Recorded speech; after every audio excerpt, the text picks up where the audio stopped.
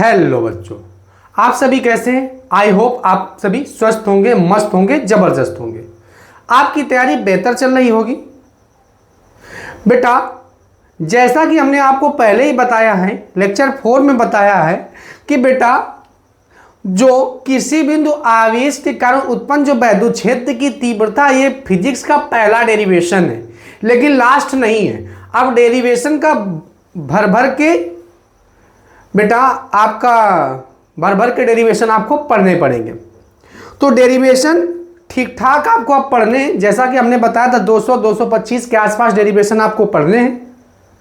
तो बेटा जैसा कि कल हमने 2 डेरिवेशन डिस्कस किए थे, तो 2 डेरिवेशनों का डिस्कशन करने के बाद आज बेटा एक हम फिर बहुत अच्छा डेरिवेशन, जैसा कि हमने बताया है कि ये यूपी बोर्ड में बहुत बार ये क्वेश्चन पूछा गया है।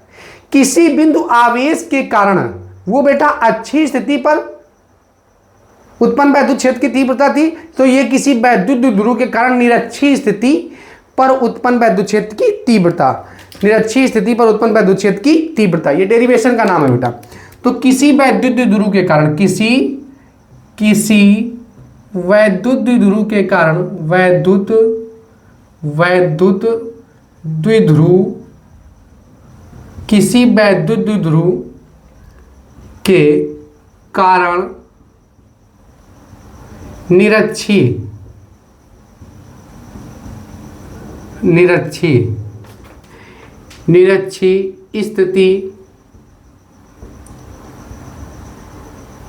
स्थिति बोलते हैं, या इसी को बोल देते हैं बेटा अनुप्रस्थ स्थिति। क्या बोल देते हैं बेटा? अनुप्रस्थ स्थिति। तो किसी वैद्युत द्विध्रुव के कारण निरक्षीय स्थिति या अनुप्रस्थ स्थिति में उत्पन्न वैद्युत क्षेत्र की तीव्रता, उत्पन्न वैद्युत क्षेत्र की बेटा तीव्रता। तो उत्पन्न वैद्युत क्षेत्र की तीव्रता, ठीक बेटा। तो किसी वैद्युत द्विध्रुव के कारण अच्छी स्थिति पर उत्पन्न वैद्युत क्षेत्र की तीव्रता हम लोग पढ़ चुके हैं। अब बेटा किसी वैद्युत द्विध्रुव के कारण निरक्षीय स्थिति पर उत्पन्न वैद्युत क्षेत्र की तीव्रता हमको पढ़नी है। तो बेटा सबसे पहले आपको पता होना चाहिए कि वैद्युत द्विध्रुव क्या होता है। तो जब 2 समान परंतु विपरीत प्रकार के आवेश एक दूसरे से अल्प दूरी पर होते हैं, तो इस प्रकार से बने निकाय को वैद्युत द्विध्रुव कहते हैं। क्या बताया बेटा? जब 2 समान परंतु विपरीत प्रकार के आवेश एक दूसरे से अल्प दूरी पर होते हैं, तो इस प्रकार से बने निकाय को वैद्युत द्विध्रुव कहते हैं। ठीक बेटा। तो अब वैद्युत द्विध्रुव, अब डेरिवेशन ये समझना है। जैसा कि आपको पता है डेरिवेशन का जो डायग्राम है वो राइट साइड बनता है कॉपी में, और लेफ्ट साइड उसकी क्या लिखी जाती है बेटा? भाषा लिखी जाती है। तो ठीक है बेटा। तो माना ए बी एक वैद्युत द्विध्रुव, माना ए बी एक क्या बेटा? वैद्युत द्विध्रुव। माना ए बी एक क्या है? वैद्युत द्विध्रुव है। माना ए बी एक वैद्युत द्विध्रुव है। माना ए बी एक वैद्युत द्विध्रुव जिसके ए सिरे पर माइनस क्यू आवेश तथा बी सिरे पर क्या बेटा? प्लस क्यू आवेश है। इसका मध्य बिंदु क्या है? ओ है। मध्य बिंदु क्या बेटा? ओ है। लैंग्वेज वही सेम रहेगी जो बेटा किसमें थी? अच्छी स्थिति पर। Same as it is language रहेगी जो बेटा अच्छी स्थिति में लैंग्वेज थी, बस केवल डायग्राम परिवर्तित होगा। जो अच्छी स्थिति में लैंग्वेज थी वही बेटा किसमें लैंग्वेज होगी? निरक्षीय स्थिति में होगा। तो माना ए बी एक वैद्युत द्विध्रुव, माना ए बी एक क्या है बेटा? वैद्युत, जिसके ए सिरे पर माइनस क्यू होता है, बी सिरे पर क्या है बेटा? प्लस क्यू आवेश है। इसका मध्य बिंदु ओ है। अब बेटा वैद्युत द्विध्रुव की टोटल लंबाई कितनी होती है? 2l होती है।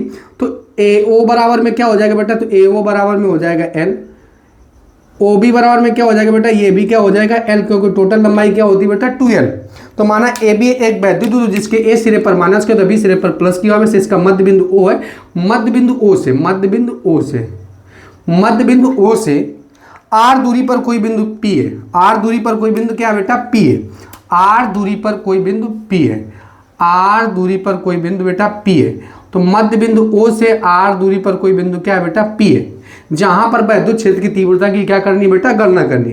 तो माना ए बी एक वैद्युत जिसके ए सिरे पर माइनस क्यू होता है, बी सिरे पर क्या बेटा? प्लस क्यू आवेश। इसका मध्य बिंदु ओ है।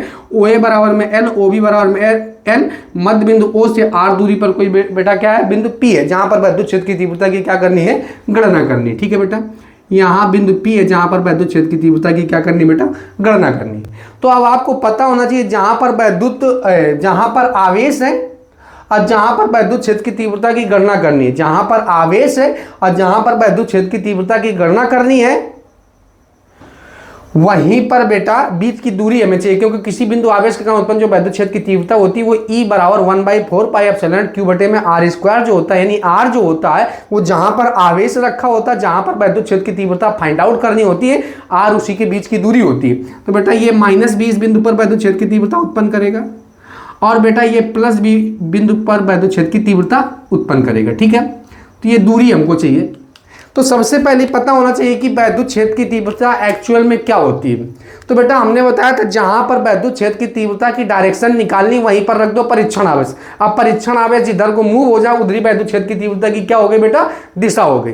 तो अगर ये प्लस के कारण वैद्युत क्षेत्र की तीव्रता की दिशा निकालनी तो यहाँ पे परीक्षण आवेश रखो, ये एक दूसरे को रिपल करेंगे और रिपल करेंगे तो बेटा ये किधर की ओर जाएगा, बाहर की ओर। तो ये याद रखेंगे, आप डायरेक्ट भी याद कर सकते हैं। प्लस क्यू आवेश के कारण उत्पन्न जो वैद्युत क्षेत्र की तीव्रता होती है वो किधर की ओर होती है बेटा, बाहर की ओर होती है। प्लस क्यू आवेश के कारण उत्पन्न वैद्युत क्षेत्र की तीव्रता किधर की ओर होती है, बाहर की ओर होती है, क्योंकि परीक्षण आवेश रखेंगे तो ये रिपल करेगा और यहाँ पे अगर परीक्षण आवेश रखेंगे तो माइनस अपनी ओर क्या करेगा, अट्रैक्ट करेगा। तो प्लस क्यू आवेश के कारण उत्पन्न वैद्युत क्षेत्र की तीव्रता बाहर की ओर और माइनस क्यू आवेश के कारण उत्पन्न वैद्युत क्षेत्र की तीव्रता किधर की ओर होगी बेटा, अंदर की ओर होगी।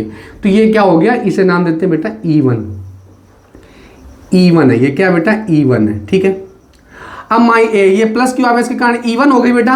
अब माइनस क्यू आवेश के कारण क्या होगी बेटा, इसे नाम देते हैं बेटा E2। क्या नाम देते हैं बेटा, E2 नाम दे देते हैं। ठीक है, क्या नाम देते हैं बेटा, E2 नाम दे देते हैं। ठीक, तो फिर से समझेंगे। माना AB एक वैद्युत जिसके ए सिरे पर माइनस क्यू तो बी सिरे पर क्या बेटा, प्लस क्यू आवेश। इसका मध्य बिंदु क्या है, इसका मध्य बिंदु क्या बेटा, तो मध्य बिंदु है ओ ए बराबर में L, ओ बी बराबर में L, मध्य बिंदु O से R दूरी पर कोई बिंदु भी जहां पर वैद्युत क्षेत्र की तीव्रता की क्या करनी बेटा, गणना करनी। तो ये लैंग्वेज यहाँ पे लिख देते हैं। माना AB एक वैद्युत ध्रुव, माना AB एक क्या बेटा, माना AB एक वैद्युत द्विध्रुव है। माना AB एक वैद्युत द्विध्रुव है। माना AB एक क्या बेटा, वैद्युत द्विध्रुव है जिसके ए सिरे पर माइनस क्यू आवेश तथा बी सिरे पर प्लस क्यू आवेश है। इसका मध्य बिंदु O है। इसका मध्य बिंदु क्या बेटा, मध्य बिंदु O है। OA बराबर में OB बराबर में L, OA बराबर में OB बराबर में L है। मध्य बिंदु O से R दूरी पर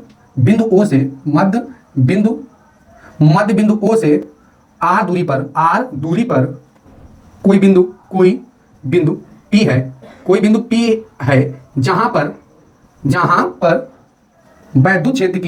जहां पर वैद्युत क्षेत्र की तीव्रता की गणना करनी है। तीव्रता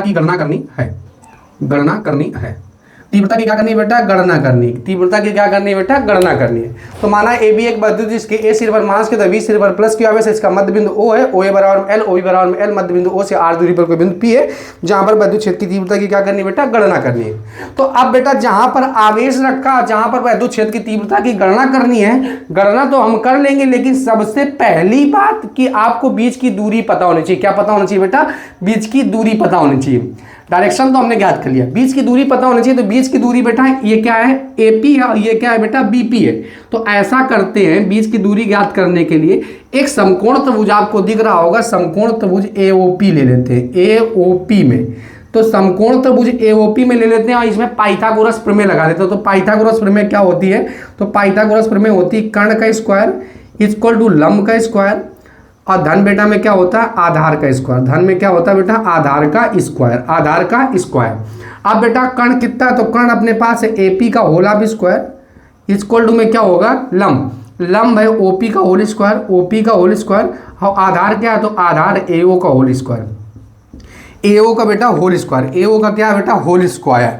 अब क्या करेंगे, AP कितना है, तो AP ही तो हमको फाइंड आउट करना है। तो AP का whole of square equal to में क्या हो जाएगा बेटा, OP अपने पास कितना है, तो OP है R स्क्वायर और AO कितना है बेटा, L, तो L स्क्वायर हो जाएगा। अब ये स्क्वायर उधर कन्वर्ट हो जाएगा तो किस में कन्वर्ट हो जाएगा, अंडर रूट में कन्वर्ट हो जाएगा। तो अंडर रूट में R स्क्वायर प्लस में क्या हो गया बेटा, L स्क्वायर। अब ये बीच की दूरी आ गई, अंडर रूट में R स्क्वायर और प्लस में क्या आ गया बेटा, L स्क्वायर आ गया।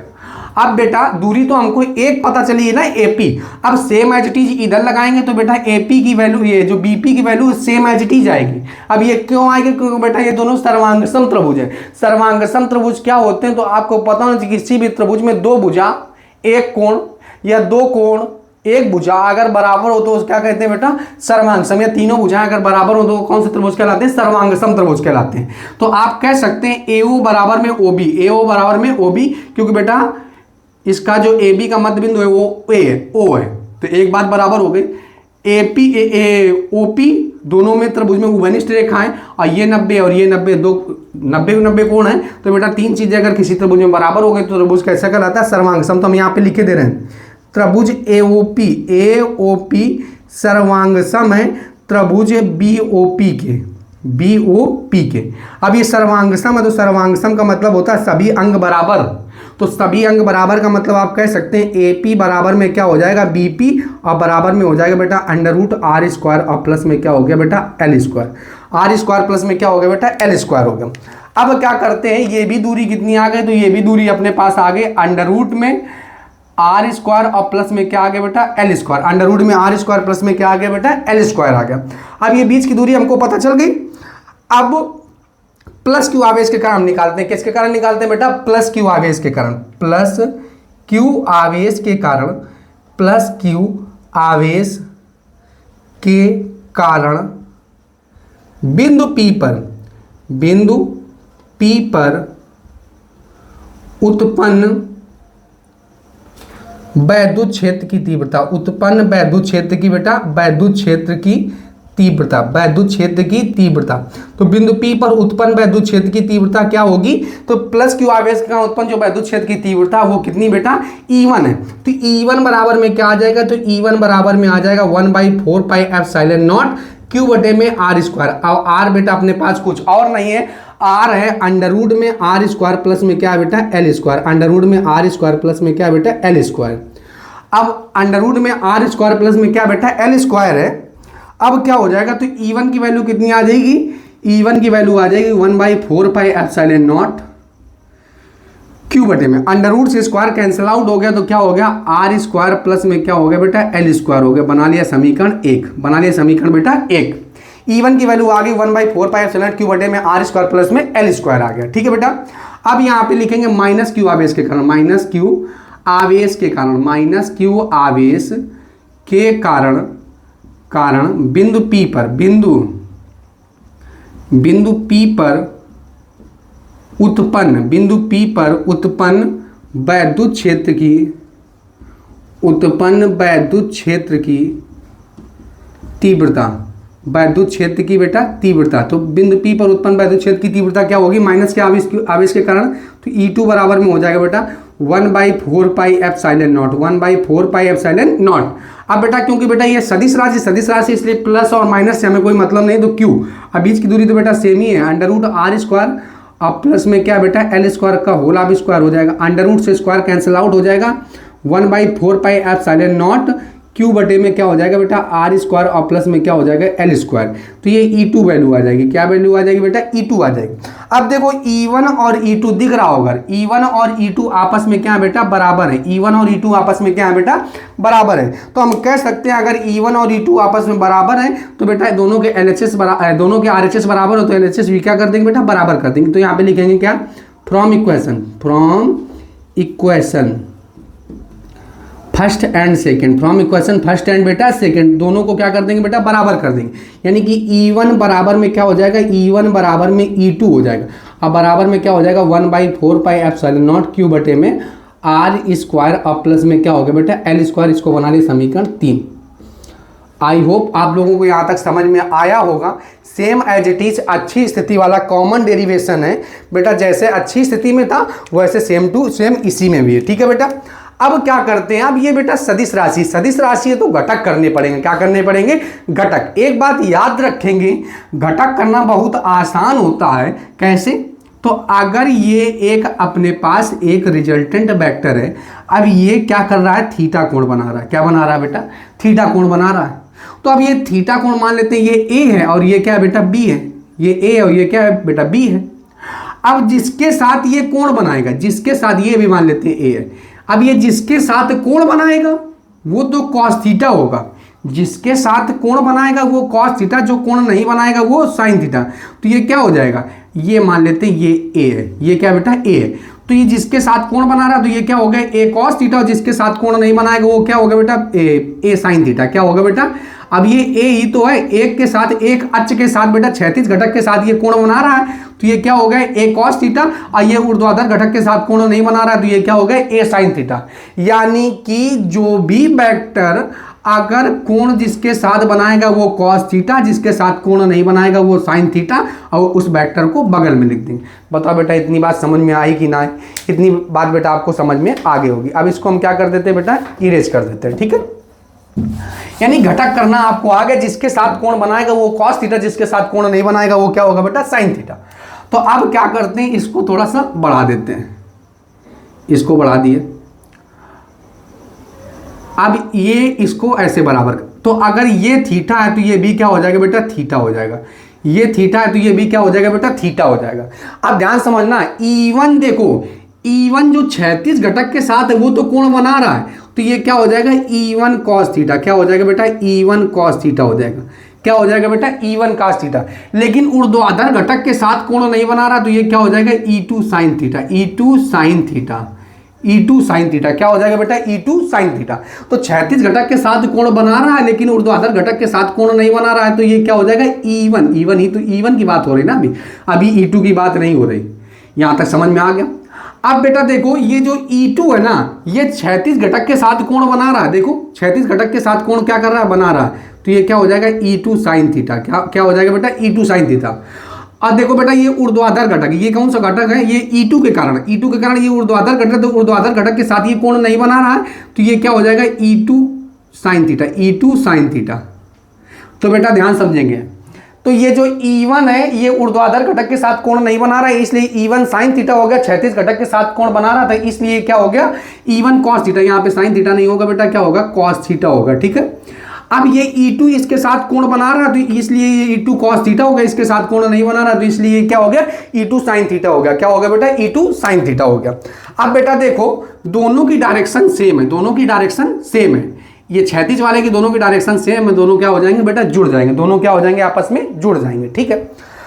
अब ध्यान से थोड़ा समझना, इसी डायग्राम को हम जूम आउट करते हैं। क्या करते हैं बेटा जूम आउट करते हैं। कैसे करते हैं ध्यान समझो, इस डायग्राम को हम जूम आउट करते हैं, ठीक है। देखो कैसे जूम आउट किया जाता है, इसको इस डायग्राम को ऐसे निकाल लेते हैं। अब बेटा ये तो क्षैतिज घटक था, ये E1 था, ठीक है दिख रहा होगा आपको, ये E1 है, ये E1 है, ये क्या है बेटा तो ये E2 है, ये क्या है बेटा E2 है, ये क्या है बेटा E2 है। अब ये इसके साथ कोण बना रहा था थीटा और ये इसके साथ कोण बना रहा था ये भी क्या बेटा थीटा। तो अगर आपको दिख रहा हो कि ये बेटा कुछ और नहीं है, ये क्या था तो ये ऊर्ध्वाधर घटक था, इसके साथ कोण नहीं बना रहा था तो ये होता है बेटा क्या E1 sin theta, E1 sin theta, और ये इसके साथ कोण बना रहा था तो इसलिए क्या था E1 cos theta, E1 cos theta, ठीक। अब बेटा ये E2 के साथ कोण बना रहा था, E2 के साथ कोण बना रहा था वो भी क्षैतिज घटक, E2 जो है कोण बना रहा था क्षैतिज घटक के साथ, तो ये क्या हो गया E2 cos theta, E2 cos theta बेटा। लेकिन ये ऊर्ध्वाधर घटक के साथ कोण नहीं बना रहा था तो क्या हो गया E2 sin theta, E2 sin theta. अब हमें पता चला कि E1 और E2 आपस में बराबर है, E1 और E2 आपस में क्या है बेटा बराबर है। तो हम कह सकते हैं कि जो बिंदु P पर उत्पन्न वैद्युत क्षेत्र की तीव्रता है, इसके जो ऊर्ध्वाधर घटक हैं वो बराबर एवं विपरीत हैं, बराबर एवं क्या बेटा विपरीत हैं, बराबर एवं क्या बेटा विपरीत है, बराबर एवं क्या बेटा विपरीत है। जो दोनों एक दूसरे को क्या कर देंगे बेटा कैंसिल कर देंगे, जो दोनों एक दूसरे को क्या कर देंगे बेटा कैंसिल कर देंगे। केवल क्षैतिज घटक के कारण ही बिंदु P पर उत्पन्न वैद्युत क्षेत्र की तीव्रता होगी, केवल क्षैतिज घटक के कारण ही बिंदु P पर। तो बेटा क्या होगा, इसके जो ऊर्ध्वाधर घटक होंगे एक दूसरे को कैंसिल कर देंगे, केवल क्षैतिज घटक के कारण ही बिंदु P पर उत्पन्न वैद्युत क्षेत्र की तीव्रता होगी, केवल क्षैतिज घटक के कारण ही बिंदु P पर उत्पन्न वैद्युत क्षेत्र की तीव्रता होगी। तो बेटा ये भाषा यहाँ पे लिखे दे रहे हैं। तो आप कह सकते हैं तो बिंदु P पर यानी कि प्लस क्यू आवेश के कारण, प्लस क्यू आवेश के कारण, प्लस क्यू आवेश के कारण, प्लस क्यू आवेश के कारण वैद्युत क्षेत्र की तीव्रता, वैद्युत क्षेत्र की तीव्रता वैद्युत क्षेत्र की तीव्रता किधर की ओर होगा, तो वैद्युत क्षेत्र की तीव्रता बेटा बाहर की ओर होगा, बाहर की ओर होगा। तो प्लस क्यू आवेश के कारण उत्पन्न जो वैद्युत क्षेत्र की तीव्रता होगा वो किधर की ओर होगा बेटा, बाहर की ओर होगा। तथा माइनस क्यू आवेश के कारण माइनस क्यू आवेश के कारण माइनस क्यू आवेश के कारण वैद्युत क्षेत्र की तीव्रता किधर की ओर होगी बेटा, अंदर की ओर होगी। वैद्युत क्षेत्र की तीव्रता किधर की ओर होगी बेटा, अंदर की ओर होगी। किधर की ओर, तीव्रता अंदर की ओर होगी, अंदर की ओर होगी, अंदर की ओर होगी। तो अंदर की ओर होगी जिसके ऊर्ध्वाधर घटक बराबर एवं विपरीत है। बराबर एवं क्या बेटा, विपरीत है। बराबर एवं विपरीत हैं, जो एक दूसरे को क्या कर देंगे, जो एक दूसरे को निरस्त कर देंगे। क्या कर देंगे बेटा, निरस्त कर देंगे। वो तो हमने पहले ही बताया, जिसके ऊर्ध्वाधर घटक एक दूसरे के बराबर एवं विपरीत, जो एक दूसरे को क्या कर देंगे बेटा, निरस्त कर देंगे। ये पूरा एक डेरिवेशन है, ध्यान समझेंगे। इसको हमने जूम आउट कर लिया यहाँ पे, ठीक है। तो प्लस क्यू आवेश के कारण उत्पन्न वैद्युत क्षेत्र की तीव्रता बाहर की ओर तथा माइनस क्यू आवेश के कारण उत्पन्न वैद्युत क्षेत्र की तीव्रता अंदर की ओर, जिसके ऊर्ध्वाधर घटक बराबर एवं विपरीत, जो एक दूसरे को क्या कर देंगे बेटा, कैंसिल कर देंगे। अतः क्षैतिज घटक के कारण क्षैतिज घटक के कारण बिंदु P पर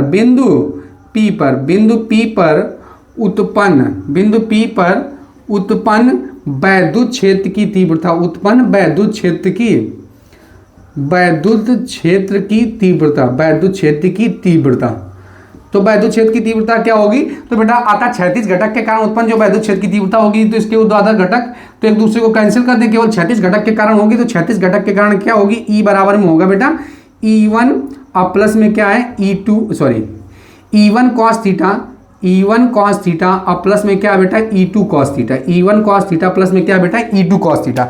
अब हमें ये भी पता है कि E1 और E2 आपस में बराबर है। चूंकि E1 और E2 आपस में क्या बेटा बराबर है, तो क्या हो जाएगा, E बराबर में हो जाएगा E1 cos थीटा और प्लस में क्या हो जाएगा E1 cos थीटा, क्योंकि बेटा E2 और E1 आपस में बराबर है। तो क्या हो जाएगा 2E1 cos थीटा। तो E बराबर में, अब बेटा E1 की वैल्यू कितनी है, तो E1 और E2 की वैल्यू सेम है। तो रख दो बेटा थर्ड इक्वेशन से। तो फ्रॉम इक्वेशन बेटा थर्ड, समीकरण 3 से रख दो। तो समीकरण 3 से रखेंगे तो E बराबर में क्या हो जाएगा, तो E बराबर में हो जाएगा 1/4। तो 2 को अंदर कर लेते हैं, तो 1/4 पाई एप्सिलॉन नॉट 2Q। अब बाई में क्या हो जाएगा R स्क्वायर और प्लस में क्या होगा बेटा L स्क्वायर। और ये क्या हो गया बेटा कॉस थीटा। क्या हो गया बेटा कॉस थीटा। अब हमें कॉस थीटा की वैल्यू चाहिए, तो कॉस थीटा इसको बना लेते हैं समीकरण 4। अब कॉस थीटा की वैल्यू आपको पता है क्या, तो कॉस थीटा की वैल्यू निकालने के लिए त्रिभुज AOP ले लो। AOP में और लगा दो बेटा कॉस थीटा। और कॉस थीटा बराबर आपको पता होना चाहिए कि आधार बटे में क्या होता है, तो आधार बटे में कर्ण होता है। आधार बटे में क्या होता है बेटा कर्ण। आधार बटे में क्या होता है बेटा कर्ण। तो आधार क्या है, देखो आधार दिख रहा है ना, आधार है AO। आधार कितना है AO और AO है कितना L है। और कर्ण आपको पहले ही पता है, कर्ण है AP और AP की वैल्यू बेटा अंडर में R स्क्वायर प्लस में क्या है L स्क्वायर। ठीक बेटा, तो इसको यहाँ से हटा देते हैं। तो कॉस थीटा बराबर में आधार बटे में कर्ण होता है, तो आधार बटे में क्या हो गया बेटा कर्ण हो गया। अब आधार बटे में कर्ण हो गया, तो कॉस थीटा की वैल्यू कितनी हो गई, यानी कि कॉस थीटा बराबर में हो गया L बटे में अंडर में R स्क्वायर प्लस में L स्क्वायर। अंडर में R स्क्वायर प्लस में L स्क्वायर हो गया। अब बेटा this value putting on equation fourth, this value putting on equation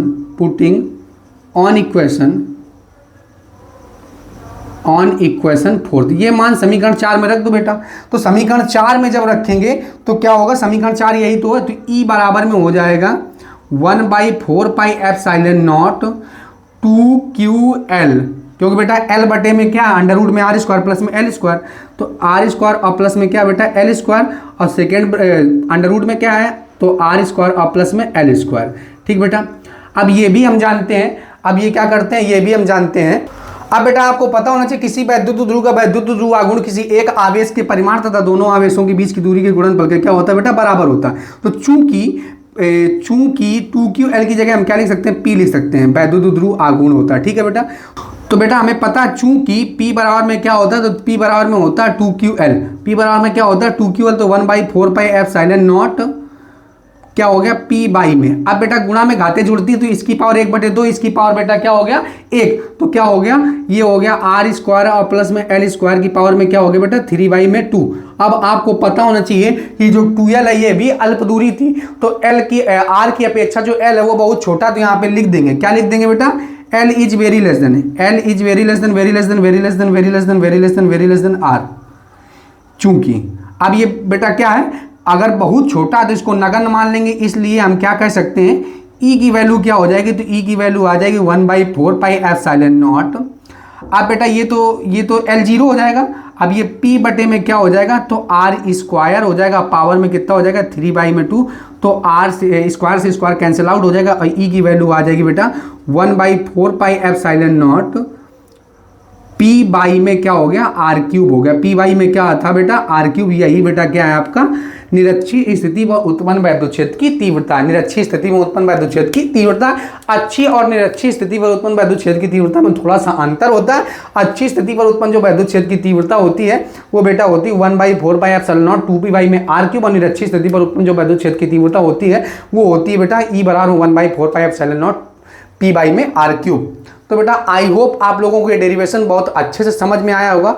UP board के एग्जाम के पॉइंट ऑफ व्यू से, यानी कि 2026 के एग्जाम के पॉइंट ऑफ व्यू से ये बेहद इंपॉर्टेंट डेरिवेशन है। बेटा आप डेरिवेशन का धीरे धीरे आपको समझ में आने लगा होगा कि डेरिवेशन को एक्चुअल में कैसे करते हैं, कैसे सॉल्व करते हैं। बेटा डेरिवेशन ठीक ठाक आपको पढ़ने हैं, तो डेरिवेशन से आपको कतराना नहीं, समझना है। हम बेटा एक ही एक बात, वो चाहे बिल्कुल बेटा रद्दी क्वालिटी की बात हो, लेकिन फिर भी हम आपको बताते हैं कोई ऐसी बात ना छूटे जिससे आपको बेटा आने वाले डेरिवेशनों में दिक्कत हो, तो हम एक एक बात को क्लियर करते हैं। अब बेटा आप अच्छे से आराम से जस्ट चिल होकर पढ़ाई कीजिए। पढ़ाई करने में बिल्कुल बेटा आप ऐसा ना कीजिए कि आज कर लेंगे, कल कर लेंगे, परसों कर लेंगे, आज सर मन नहीं कल कर लेंगे। बेटा एक एक दिन बहुत इंपॉर्टेंट होता है, हर एक दिन आपके लिए कुछ नया सिखाएगा। तो ये याद रखेंगे, अभी आप अगर मस्तिया लेंगे तो फिर बिगड़ जाएगा काम। तो इसीलिए आप पढ़ाई करते रहिए, पढ़ाई में कोई दिक्कत ना आनी चाहिए। यानी कि जब आप एग्ज़ाम में हॉल में बैठे तो आपको हर एक क्वेश्चन आना चाहिए। ऐसा नहीं कि सुना सुना लग रहा है, सुना सुना ना लगे, पढ़ाया हुआ लगे। यानी कि आप घर से जब पढ़ के लाएंगे जाएंगे तो आपको पढ़ा हुआ लगेगा। ठीक है बेटा, आई होप आप लोगों को डेरिवेशन बहुत अच्छे से समझ में आ गया होगा। आइए आप बेटा आप स्क्रीनशॉट ले लीजिए। बेटा आपने स्क्रीनशॉट ले लिया होगा, आपको ये डेरिवेशन बहुत अच्छे से समझ में आया होगा। आप हमारे चैनल को लाइक, शेयर एंड सब्सक्राइब करें।